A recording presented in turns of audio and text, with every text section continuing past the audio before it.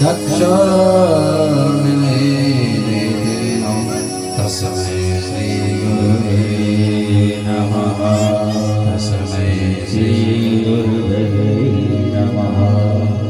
सीतानाथसमारम्भ्य श्रीरामानन्दमध्यमम् अस्मदाचार्यपर्यन्तं वन्दे श्रीगुरुपरम्पराम्।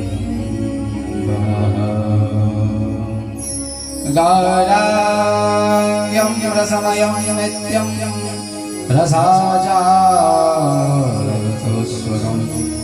श्रीरामकृष्णदेवाख्यं सद्गुरो प्रणम्यहम्। जय जय जय राधारमण जय जय नवल किशोर जय गोपीश जय जय जय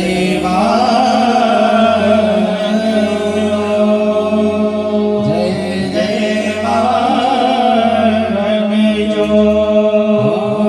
मोर मुकुट गलिकाक्षणी कर मुरली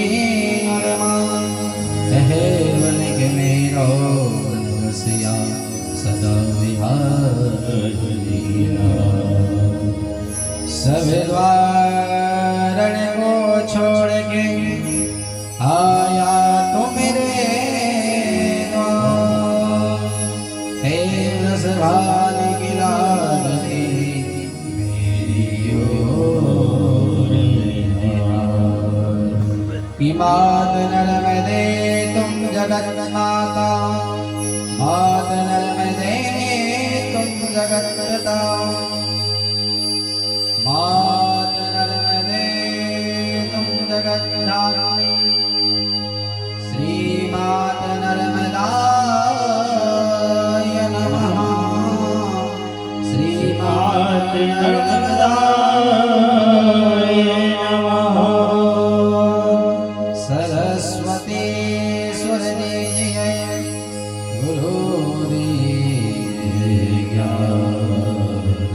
हनुमत बलवीर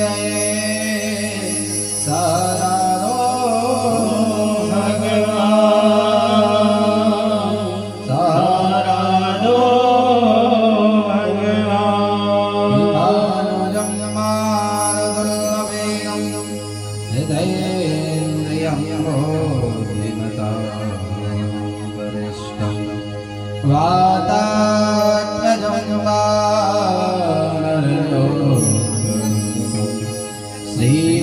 श्रीरामदूत शरणं प्रपद्ये श्रीरामदूतं शरणं प्रपद्ये। राधा मेरी मात है पिता मेरे घनश्याम इन दोनों के युगल चरणन में मेरा कोटि कोटि प्रणाम मेरा कोटि कोटि प्रणाम मेरा कोटि कोटि प्रणाम। वृंदावन बिहारी लाल भगवान की महाराज की जय।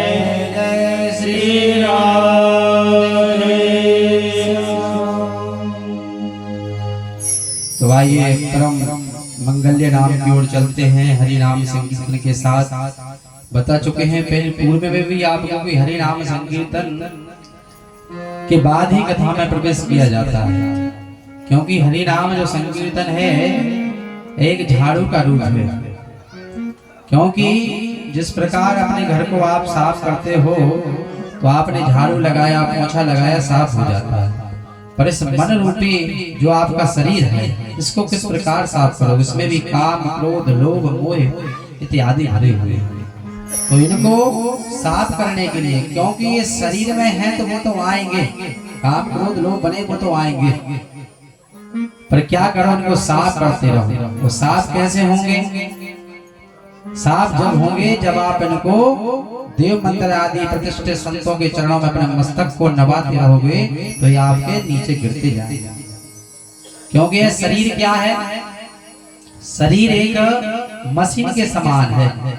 जिस प्रकार एक मिक्सर मशीन होती है और उसमें आप गिट्टी लोहा सीमेंट सब कुछ डाल दो, और अगर मिस्त्री वहां से भाग जाए 2-4 दिन के लिए, तो आप बताइए कि वो मशीन काम की रहेगी? क्या उसका मसाला काम का रहेगा? तो बस इतनी ही बात समझ लें, काम क्रोध लोभ मोह रूपी जो बने हैं वो शरीर में आएंगे, पर इसको मिक्सर मशीन की तरह इसको पलटाते रहो, मंदिरों में जाते रहो, संतों के चरणों में, भगवान के चरणों में सुबह कुछ भी करो, शाम को जाकर भगवान के चरणों में एक बार मस्तक को नवा दो, जिससे आपके ऊपर बैठे हुए काम क्रोध लोभ सब नीचे पलट जाए, जिससे आप दोषी ना रहो। और ऐसे अगर आप धरे रहोगे तो जोड़ते जोड़ते आपके सब शरीर को नाश कर देगा। काम क्रोध लोभ मोह ऐसा हावी हो जाएगा कि आपके अंदर ज्ञान के चक्षु हैं, जो आपकी चेतन अवस्था है उसको, आपकी बुद्धि को बंद कर देगा। ज्ञान घटे नर मूढ़ की संगत। ज्ञान कब घटता है? व्यक्ति का मूढ़ की संगत। अब कैसे कैसे लोगों की आप संगत करें, क्योंकि संगत से गुण आते हैं और संगत से गुण जाए।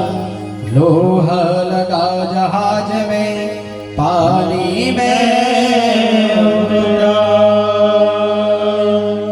इसलिए कहते हैं अच्छे लोगों में बैठो, अच्छे लोगों में अच्छी वार्तालाप करो, अच्छा भोज करो, अच्छा भोजन कराओ, क्योंकि जीवन में ये 3-4 चीज बता रहा है वो मैन है। एक आपका खान पीन आपका वो करता है कि आप कैसे हो, खान पीन से आपके विचार बनेंगे। जैसे लोगों की संग में रहोगे तो वैसा आप में आ जाएगा रंग। तो अच्छा उठना बैठना होना चाहिए, और खान पीन विशेष रूप से, इससे आपकी बुद्धि सही रहेगी। और भगवान नाम का बड़ा महत्व है। एक बार चैतन्य महाप्रभु इस नगर में आए, जब वो आए तो उनके दर्शन के लिए लाखों लोग पहुंचे, लाखों लोगों ने जाकर उनको बहुत तरह से पूजन किया, वंदन किया, आग्रह किया, गुरु जी आते हैं कई ब्राह्मण अपने यहाँ जाते, कहते गुरु जी आज आपको भोजन हमारे यहाँ है। तो वहाँ भीड़ लग गई, क्योंकि चैतन्य महाप्रभु जो हंस मतलब संत और परमहंस, जो संतों से ऊपर होते हैं वो परमहंस। तो ऐसे महामुनि चैतन्य महाप्रभु पधारे, तो उनके भोज के लिए नगर के बहुत से लोग पधारे कि महाराज आज हमारे यहाँ भोजन कीजिए। और उनका बहुत नाम चलता था, सुना था कि बहुत ही निर्मल संत हैं, क्योंकि संत हृदय नवनीत समाना आगमनि वेद वखाना। संतों का हृदय बड़ा नवनीत होता है, और इनका मन कैसा होता है? निर्मल जन मन सोई मोहि पावा, मोहि कपट छल छिद्र न भावा। तो चैतन्य महाप्रभु का जब सुना सभी लोग आए कि ये महान संत हैं और बड़े दूर से ये है परिक्रमा करते हुए आ रहे हैं, क्योंकि संत तो एक चलते फिरते स्वयं तीर्थ है, पर अभी तीर्थों से भी जा रहे हैं। सभी लोगों ने सोचा कि 4 माह से हमारे यहाँ आए हुए हैं, इनका भोजन करें। सभी लोगों की लाइन की, गुरु जी आज हमारे यहाँ, गुरु जी आज हमारे यहाँ। अब देखो संतों का जीवन में सत्संग का कितना बड़ा प्रभाव पड़ता है। तो संत ने कहा भैया मैं उनके यहाँ भोजन करूंगा जो लखपति होगा। अब सबका माइंड घूम गया कि थे चैतन्य महाप्रभु माया से बहुत ही व्रत संत, तब से धनवंत ग्रहे, क्योंकि आज के समय में तपसी धनवंती हो रहे हैं, और ग्रह जो ग्रस्त जीवन वाले हो रहे हैं दारिद्र, इनके यहाँ पर धन नहीं हो, तपसी हो रहे हैं धनाढ़। जबकि संत जितना व्रत होगा उतना ही पूजनीय होता था पहले, पर आज के समय में संत के पास जितना धन होगा, जितना वैभव होगा, जितना ऐश्वर्य होगा, उतना ही वो पूजनीय होगा। बिना वाके लाखों को बन जाते हैं चेले, उसे ही अजान की गुरुजी अच्छी सोने मोने की लग्जरी कार धरे हैं, आके उसे गुरुजी हम भी आप ही के चेला हैं, चाहे दीक्षा हो चाहे ना, जान पहचान हो चाहे ना हो। आपने देखा होगा अगर गांव में कोई नेताजी आ जाए, नेताजी फिर देखो अदनी भले जान पहचान हो चाहे ना हो, पर बाजू उठाड़े की फोटो भेजी आजकल पेपर में आ जाए। तो ऐसे जब संत आए तो उन्होंने कहा कि मैं लखपति के यहाँ भोजन करूंगा। लोगों के मन में संशय होता कि कैसे संत। जब उनके शिष्यों ने पूछा गुरुजी कि आप क्या कह रहे हैं, लाखों के लखपति के यहाँ भोजन करूंगा? हाँ कहा, जिसके नाम भगवान नाम का लाखपति हो गया हो भगवान के नाम का, उसके यहाँ भोजन करूंगा। अब उस गांव में अभी तक किसी ने इतना भजन नहीं करते थे, पर वो संत के आने से अब जितने लोग थे पूरे गांव के, उन्होंने इतना भजन किया, इतना भजन किया, उनने लाखों से ऊपर भजन करना सीख गए। तो संतों का इतना प्रभाव होता है। और भगवान के नाम का ही कहा कहूँ मैं नाम बड़ाई, राम न सकहि राम गुण गाई, राम न सकहि राम गुण गाई, राम न सकहि राम गुण गाई, राम न सकहि राम गुण गाई, राम न सकहि राम गुण गाई।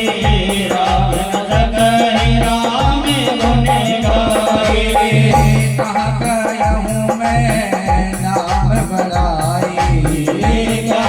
कहूँ मैं नाम बड़ाई, राम न सकहि राम गुण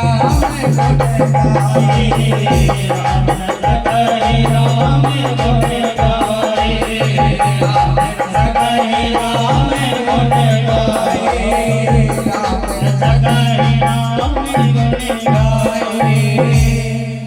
तो भगवान नाम की बड़ी महत्ता है। उस नगर में अभी तक कोई भजन नहीं करता था, पर उस गांव में संतों का आगमन होने मात्र से, तो संतों का आगमन तो भगवान का नाम की इतनी महत्ता है कि लोगों ने इतना भजन किया, इतना भजन किया कि संत जी को फिर सबके घर घर जाना पड़ा भोजन। तो ऐसा भगवान के नाम का महत्व है। तो आइए, कल आपने बहुत ही सुंदर कथा सुवर्ण पानी की, कल अमर कथा भगवान सुखदेव जी का जन्म, राजा परीक्षित का जन्म, और इस प्रकार कलियुग को भगवान ने कहां कहां स्थान दिया था, उन चीजों का आपने कल वर्णन सुना। तो आइए भगवान की मंगलमय कथा, क्योंकि भगवान के नाम का और भगवान से भाव के भूखे हैं, तो उसी कथा को क्रम को बढ़ाते हुए आज भाव के ऊपर चलते हैं कि भगवान किस प्रकार भाव के भूखे हैं। तो आइए, एक बार भगवान श्री कृष्ण जी, क्योंकि महाभारत युद्ध होने जा रहा था, तो भगवान शांति दूत बनकर गए, हस्तिनापुर शांति दूत बनकर गए। तो जब उनका आगमन सुना तो युधिष्ठिर जी महाराज इत्यादि ने सभी ने स्वागत का प्रबंध किया।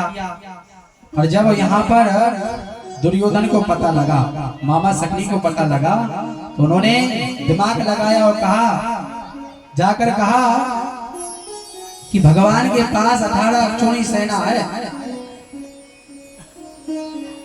जाकर दुर्योधन से कहा, दुर्योधन तुम भगवान को अपने पक्ष में लो।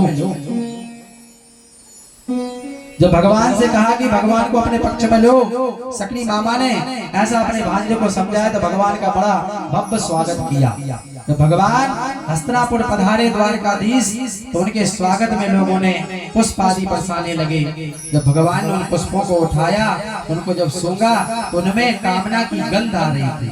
भगवान जान गए थे अगर जो व्यक्ति कभी अछू न करे और एकदम से अच्छे ढोंग रचल लगे, तो देख कर चंबोध होते, कल तक जो व्यक्ति है सो तो आज कैसे सुधर गो। भगवान जानते थे, क्योंकि इनके पिताजी का नाम था धृतराज। इनकी आंखें आंखें तो फूटी थी, पर अंदर तक की फूटी थी। ऐसा कौन सा पिता होगा जो अपने पुत्रों को जुआ खेलने की शिक्षा देगा। और ऐसे ही इनका पुत्र दुर्योधन, जो स्वयं एक अहंकार का रूप है, दुर्योधन तामस। जब उन्होंने सुना तो भगवान का भव्य स्वागत करने के लिए अपने पक्ष में लेने के लिए इतना स्वागत किया। पुष्प आदि बिछवाए गए, जैसे ही भगवान पहुंचे उनका सुंदर आदर सम्मान किया गया और भगवान जैसे ही पहुंचे सभी द्वारकाधीश अपनी अटारियों पर ठाड़े होकर हस्तिनापुर वासी सब भगवान का दर्शन कर रहे हैं और भगवान उसी बीच अपने एक भक्त को देख रहे हैं। किसको? विदुर जी महाराज को। क्योंकि विदुर जी महाराज भी जब उन्होंने सुना कि भगवान का आगमन हो रहा था भगवान के दर्शन के लिए वो भी बड़े हर्ष उल्लास के साथ वहां पर गए। हर्ष उल्लास के साथ देख रहे हैं कि कहीं प्रभु मुझे देख लें, क्योंकि आजकल विदुर जी महाराज का हस्तिनापुर में जो पहले सम्मान होता था वो नहीं था। आप देखो एक रामायण में विभीषण और महाभारत में भगवान विदुर जी। विभीषण के जाने से रावण का पूरा विनाश हो गया और क्योंकि ये साक्षात धर्म के अवतार थे, विदुर जी महाराज स्वयं धर्म के अवतार थे। धृतराज को इतना समझाया पुत्र मोह में इतना मत पड़ो, बहुत समझाया। जब पिताजी को समझा रहे थे एक बार दुर्योधन आ गया, काका ये क्या बोल रहे तुम, पिताजी को क्या उल्टा सीधा पाठ पढ़ा रहे हो, जाओ इसी समय मेरे राज से हिट जाओ। तो उन्होंने सोचा ये तो तुमने बहुत अच्छा किया, मैं तो यही चाह रहा था। उन्होंने सारे राज गाड़ी आदि के जो वस्त्र थे धनुष बाण तक सब वहीं रखकर और वहां से जंगल की ओर प्रस्थान कर दिया। तो आज भगवान को वो भी देख रहे हैं, भगवान के दर्शन के लिए वो भी भक्तों की लाइन में खड़े हुए हैं। भगवान भी लाखों की भीड़ में उसी भक्त को देख रहे हैं। किसको? विदुर को। और जैसे ही भीड़ में देखते देखते विदुर जी महाराज की नजर भगवान से मिली, भगवान की नजर विदुर जी से मिली। इशारे इशारे में भगवान ने कह दिया विदुर जी मैं आपके यहाँ आऊंगा। नजरों से इशारा हो गया, क्योंकि खगी की भाषा खगी जानता। जो प्रेमी जन रहते वो प्रेम की भाषा जानते, जो क्रोधी होते वो क्रोध की भाषा जानते, वो भगवान जानते सब कुछ, साम दंड भेद सब कुछ है उनके पास। तो आज भगवान शांति दूत बनकर गए और जाकर धृतराज जी से बोले महाराज ये पांडु भी आप ही के पुत्र हैं, आप इनको मात्र 11 गांव दे दो। इतने में दुर्योधन बाहर था, बाहर से अंदर आया, हे केशव तुम 11 गांव की कह रहे हो, मैंने को एक सुई के तुल्य भी भूमि नहीं दूंगा बिना युद्ध के। भगवान ने डांटा दुर्योधन तुम सिर्फ युद्ध का तुमने नाम सुना, अभी युद्ध तुमने देखा नहीं, युद्ध कैसा होता है समझाया पर कहां समझ सका, क्योंकि मंद बुद्धि का था, राक्षसी प्रवृत्ति था। क्योंकि माँ नहीं बात पिता नहीं देवा, साधुन संग करा वही सेवा, तिनके आचरण भवानी, मानहु रिस चर अभिमानी। ऐसे स्वभाव वाला था, राक्षसी स्वभाव का, जो अपने पिता तक ही नहीं मानता था। पिताजी कुछ कहे पिताजी को मानने पड़े। अगर घर में ऐसा होना लगे कि अगर पुत्र की बात पिता को मानना पड़े, अगर पुत्र उस योग्य हो तो उससे भी ज्ञान ले लो, क्योंकि जग में गुणी है बड़ा, गुणी का करो सम्मान। 60 वर्ष का पयो वृद्ध भी, ज्ञान बिना शिशु समान, ज्ञान बिना शिशु समान। अगर अपना बालक उतना तेजस्वी है, ज्ञानमयी है और उस भगवान की भक्ति को पा गया तो उस पुत्र की बात मानने में भी हर्षिता नहीं। पर दुर्योधन ऐसा दुष्ट स्वभाव वाला, और आज जो उनके पिताजी की उनकी बात उनको मानना चाहिए, और ऐसा पिता और ऐसा पुत्र क्या काम का जो अपने पिता की आज्ञा का पालन न करे, उस पुत्र का ही होना चाहिए। पुत्र का दायित्व क्या होता है? पिता की आज्ञा पर मर मिटना। एक भगवान राजा रामचंद्र हुए बालकों के पीछे, उन्होंने राज छोड़कर वन को चले गए, और आज है दुर्योधन अपने पिता की बात नहीं मानता, बार बार पिता को उनकी बात मानना पड़ता है। और ऐसा अगर होने लगे घर में, अपने घर में भी अगर ऐसा होने लगे तो मान लो अपना सर्वनाश होने वाला है, सुनिश्चित है। अगर बड़ों की बात छोटे ना माने तो ये बड़ों को अवश्य मान लो। माँ नहीं माता पिता नहीं गुरुदेवा, माता पिता की ना माने, गुरु की ना आज्ञा ना माने, ऐसी आचरण हो जाए, दुष्ट प्रवृत्ति की हो जाए, ये मान के चलो ये तो गिरा तो गिरे, अपन तक है गड्ढा में नहीं गिरे। भगवान ने जैसी समझा रहे थे, दुर्योधन आया, केशव सुई मात्र के समान भूमि भी मैं इनको बिना युद्ध के नहीं दे सकता। भगवान ने समझाया, भगवान जाने लगे तो सकनी मामा फिर धीरज से आए। दुर्योधन ये क्या कर रहे हो, सब बातें हो जाएंगी, पहले बैठो, केशव को हाथ में लो।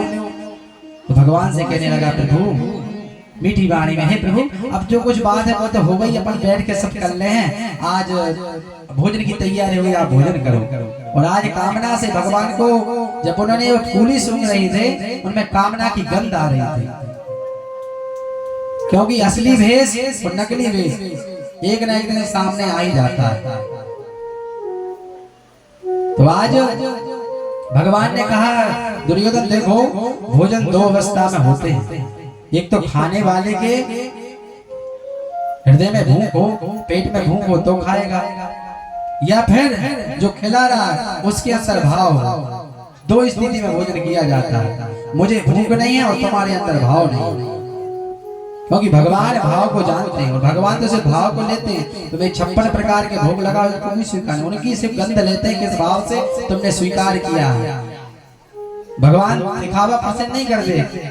कई लोग इतना दिखावा करेंगे, 2-2, 10-10 प्रकार की मिठाई फल लेके बैठ जाए, दुनिया भर की फल फूल इतना सज धज के भगवान के सामने। पहले अपने आप में तोलो।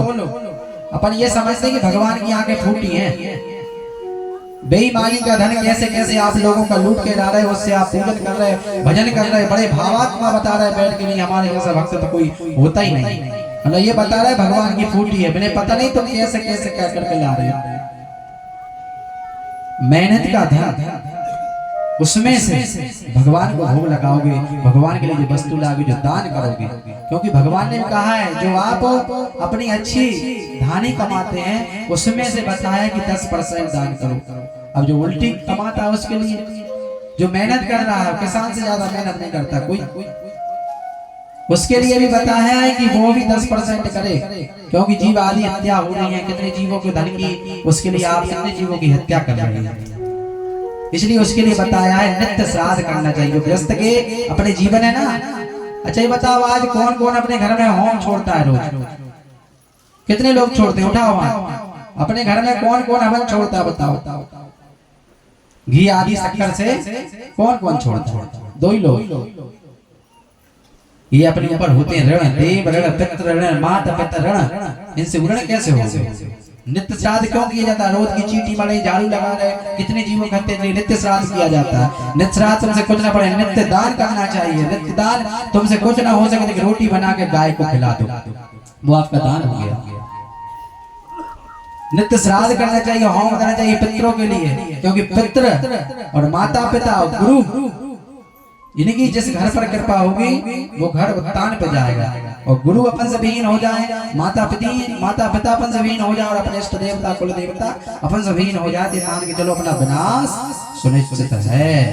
तो इनकी कृपा अवश्य अपने ऊपर बरसती रहे। तो आज भगवान जैसे भोजन का कहा, तो भगवान ने कहा हमारा भोज तो आज सभा के मध्य में विदुर जी महाराज खड़े हुए महाराज, और मन ही मन सोच रहे हैं कि क्या जा रहे हैं प्रभु मेरे पास आएंगे, इस प्रकार का भाव बन रहा होगा। पर भगवान उनका भाव जान गए, और आज सभा के बीच में विदुर जी महाराज का भगवान ने देखो कितना मान बढ़ाया, जबकि विदुर जी से भगवान मिले नहीं है, हस्तिनापुर में सीधे आए जाकर महाराज धृतराज के यहाँ पर, और कहते हैं आज हमारा भोज तो विदुर काका के यहाँ पर। जब सभा में विदुर जी ने अपना नाम सुना तो आंखों से आंसू की धारा टपकने लगी। जो राजस्वी सुख था विदुर जी का वो नहीं रहे। जब दुर्योधन ने हंसते हुए कहा महाराज विदुर काका क्या, तुमको मालूम है विदुर काका आजकल राजा नहीं रहे, अब तो उन्हीं के खाने की वो पड़ रहे हैं, दो उनको राज्य से हिर दिया गया है, वन में रह रहे हैं, लते पत्ते आदि फल खा लेते, सुंदर भगवान का भजन करते हैं। विदुर जी ने भगवान श्री कृष्ण बोले जो भी कुछ हो, अब उनने हमारा निमंत्रण किया, भगवान भाव जान गए, इसीलिए कह रहे हैं कि भाव बनाओ बस। विदुर जी का भाव था कि मेरे घर आते, ये नहीं कहा प्रभु तो माना, पर भगवान भाव जान गए। और विदुर जी से बोले भगवान ने सभा के बीच में मान रखा है, हर्षित हुए, आज गए घर पर, विदुरानी बैठी हुई है, विदुरानी सुनो आज भगवान ने मेरा कितना मान बढ़ाया है, सभा के बीच में कहा है कि मेरा भोजन आज विदुर काका के यहाँ पर है, जल्दी भोजन की तैयारी करो, भगवान आने वाले हैं। मैं जाता हूँ बाजार से कुछ खोवा माखा मावा मिठाई लेके आता हूँ, माखन लेके आता हूँ, क्योंकि मेरे कान्हा को माखन बहुत अति प्रिय है। आज विदुर जी महाराज बाजार के लिए चलते हैं और इतने ही बीच में भगवान श्री कृष्ण विदुर जी महाराज के द्वार पे आ जाते हैं। सुंदर सी घास फूस की छोटी सी टूटी हुई महाराज झोपड़ी है। विदुरानी जी उस समय स्नान कर रही थी, बाहर से भगवान ने आवाज लगाई, काकी काकी। जैसे ही विदुरानी ने आवाज सुनी, महाराज स्नान कर रही तो उनको सुन नहीं कि मेरे वस्त्र। उसी अवस्था में दौड़ी हुई कान्हा की जब आवाज कानों में गई, अमृत के तुल्य लगी, उसी समय दौड़ती हुई द्वार पर गई महाराज भगवान का। सुध बुध नहीं क्या करूं। भगवान ने देखा कि वस्त्र धारण नहीं, भगवान ने अपना पीताम्बर लिया और माथा काकी जी को विदुरानी को शरीर पर ढाका। विदुरानी भाव में, क्योंकि भाव में यह भाव हो जाता है। और आपकी भक्ति भी अगर पहचान करना है, जिस व्यक्ति के अंदर ऐसे भाव आने लगे जिनको लोग पागल कहने लगे, तो मान लेना आपकी भक्ति सच्ची होगी। और जब तक आपकी भक्ति की प्रशंसा होगी कि फलाने भैया बहुत पूजन पाठ करते, जब तक मानना ये हमारी भक्ति सच्ची नहीं हुई, इसमें अभी कामी अहंकार है। जब लोग आपको पागल कहने लगे, जिस प्रकार मीराबाई को लोग पागल कहते थे, मीरा पागल हो गई। तो आज विदुरानी भाव में इतनी लीन है, भगवान कितने भगवत प्रेम है, क्योंकि हस्तिनापुर में से भी ये दो भक्त हुए, विदुरानी और विदुर काका। भगवान कितने अनन्य भक्त हैं कि भगवान भी सोते हुए इनकी ध्यान करते थे। तो आज विदुरानी की हालत देखी तो विदुरानी झट से क्या करूं क्या बिछाऊं, तो पटा उठाए तो पटे को भी भक्ति में भाव में पटे को उल्टा रख दिया महाराज। भगवान उसी पर बैठ गए, उल्टे पटे पर आज भगवान बैठे हुए हैं। और इतने में बोले, काकी कुछ खाने को हो तो अब भी तुम्हारे काका गए हैं, अब भी कुछ ना कुछ लेके आते हो, कान्हा तुम बैठो। कहने काकी मुझे तो भूख बहुत जोर से लगी है। अब काकी देखती है घर में कुछ नहीं है, कुछ फल तांदुल फल इत्यादि रखे थे, केले रखे हुए थे, वो उठा के, कान्हा जब तक तुम ये खाओ काका जी आते हुए। काकी मैं नहीं, आप खिलाओ। काकी इतने भाव दूर हो गई कि आज भगवान को भोज करा रही हैं, तो छिलके क्या कर रही महाराज, छिलके तो खिला रही हैं और गीदा महक दे रही है बाहर, गीदे का ढेर लग गया महाराज। और केले खा रहे हैं, भगवान भी भाव से केले खा रहे हैं भक्त के। और केले खाते खाते जब विदुर जी महाराज वहां से आते हैं और कहते हैं, हे विदुरानी कहाँ गई, जल्दी तैयारी करो, कान्हा आता होगा। उन्होंने कहा, प्रभु आता क्या हो गया, आ गया। विदुर जी ने जब देखा केलों का ढेर लगा हुआ है, भगवान पत्ते खा रहे हैं केले। हे विदुरानी तुमने ये क्या कर रही है, मेरे गोविंद को तुम ये क्या खिला रहे हो। जब देखा ध्यान गया, ओहो ये मैंने क्या किया। तो भगवान से बोले, प्रभु तुम तो बता सकते हो। तो वो भी कहने, ओहो काकी हमको अब पता चला कि हम पत्ते खा रहे हैं, क्योंकि आपका भाव इतना था कि हमको मालूम नहीं था हम क्या खा रहे हैं। क्योंकि भगवान भक्त के भाव को देखते हैं। तो आज जब वो आए तो भगवान को भाव से जब देखा तो भक्त की ऐसी दशा, तो कहते हैं, भगवान भी कहते हैं कि भाव का हूँ मैं और भाव ही वस सार है, भाव से मुझको भजे तो तेरा बेड़ा पार है। भाव बिन क्या है, भाव बिन सोनी पुकारे मैं कभी लेता नहीं, और भाव से एक पुष्प है तो मुझे स्वीकार है। आज दुर्योधन ने इतने 56 प्रकार के भोज बनाए थे, उनको छोड़कर भगवान विदुरानी के यहाँ पर केले के पत्ते खा रहे हैं। तो भगवान आपके 56 भोग के भूखे नहीं है, भगवान तुम्हारे भाव के भूखे हैं। भगवान भक्त के बस में हो जाते हैं कैसे कि बांध लेते भक्त मुझको प्रेम की जंजीर से, इसलिए इस भूमि पर होता मेरा अवतार है, इसलिए इस भूमि पर होता मेरा अवतार। देखो भगवान के अवतार के मुख्य कारण बहुत से, एक नहीं कि दशरथ के लिए, क्योंकि राम जन्म के हेतु अनेका, एक ही नहीं है माता, एक तो है विदुर जी विदुरानी और एक हुई माता सबरी। माता सुंदरी के यहाँ भी भगवान ने जूठे फल खाए थे और एक माता बदलानी है। दो चरित्र बहुत ही अद्भुत है जो संत दिगंबर इतने वर्षों से तप कर रहे थे कि भगवान जब वन में आएंगे तो हमारे यहाँ आएंगे। कोई कह रहा नहीं हमारे यहाँ आएंगे। एक हते कहा हमें फलारी बाबा इसे हम फल का सेवन करते हैं। एक हते पयादारी कहा हमसे दूध पीते जब भी भगवान वन में आएंगे तो हमारे लिए आएंगे। एक बोले हम तो तोयादारी पानी तोयम पानी हम तो सिर्फ पानी पीते भगवान आएंगे तो हमारे यहाँ आएंगे अहंकार से। एक बोला नहीं भगवान जब वन में आएंगे तो हमारे यहाँ आएंगे। क्यों? क्योंकि हम वायु हारी हमसे वायु लेते हैं। पर भगवान ने आज देखो कितना बड़ा भाव बनाया और सीधे माता शिवरी के यहाँ पे सभी संतों का मन चूर चूर हो गया।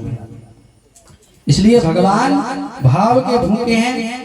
तो आइए भगवान को एक बार सुंदर भजन के माध्यम से भगवान का भाव करते हैं कि सबसे ऊंची प्रेम सगाई सबसे ऊंची प्रेम सगाई सबसे